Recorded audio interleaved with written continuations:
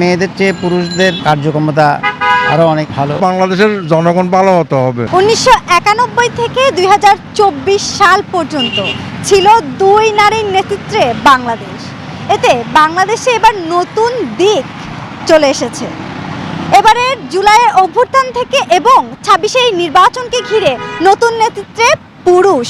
আসলে বাংলাদেশের মানুষ এই পুরুষ নেতৃত্বে কতটুকু আশাবাদী এবং তারা ভবিষ্যতে বাংলাদেশকে কোথায় দেখতে চান, চলুন সরাসরি সেই সাধারণ মানুষের কাছে জানার চেষ্টা করি। দীর্ঘ 35 বছর তো মহিলা শাসক ছিল, তাতে যতটুকু পজিটিভলি ভেবেছিলাম আমরা, তাতে আমরা বেশি পজিটিভলি পাইনি, 50% পেয়েছি।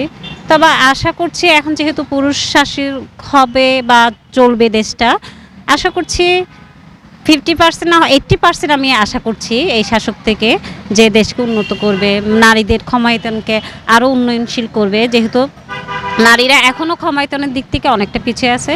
তা আমি আশা করব উনিও একজন, ওনার মাও একজন শাসক ছিল এবং উনি আবার নারীদের জন্য অনেক কিছু করে গেছেন।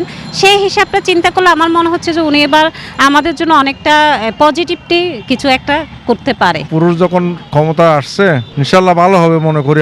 আমি এককভাবে আমার ব্যক্তিগতভাবে মনে করি দেশ ভালো হবে এবং ভালো হোক সেটা আমরাও চাই। তবে সত্য হলো বাংলাদেশের জনগণ ভালো হতে হবে, যদি দেশ ভালো করার প্রয়োজন মনে করে।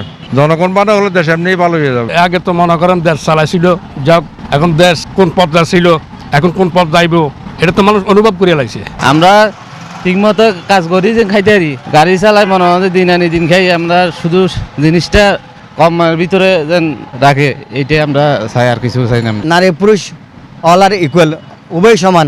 সেখানে নির্ভর করতেছে শাসনের উপর, শাসকের উপর, যিনি দেশ পরিচালনা করবেন বা যাদের উপর এই পবিত্র আমানত দায়িত্ব এই জাতি দিয়েছে, তারা কতটুকু সত্য, কতটুকু সৎ পরিচ্ছন্ন, কতটুকু ধার্মিক, কতটুকু সততার সহিত দেশ রাষ্ট্র পরিচালনা করবে সেটাই নির্ভর। এখানে নারী পুরুষ বিষয় না। মেয়েদের চেয়ে পুরুষদের কার্যক্ষমতা আরও অনেক ভালো। এরা আশা করি যে দেশ যেভাবে আমরা চাই যে একটা সুন্দর সুশৃঙ্খল সুষ্ঠু দেশ বা পরিচালিত হোক এবং যেন এগিয়ে যায় এবং দেশের মানুষজন সুখে শান্তিতে বসবাস করতে পারে। খালেদা জিয়া 2-3 বার দেশ চালাইছে, শেখ হাসিনা চালাইছে 3 বার না।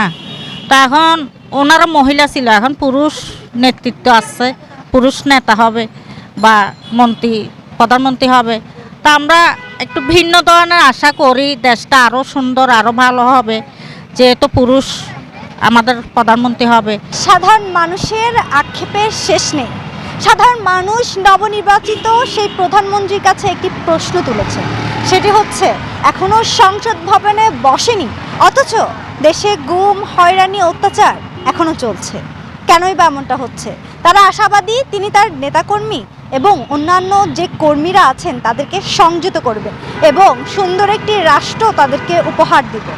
নুরাফরিন পপি, 24 টিভি, চট্টগ্রাম।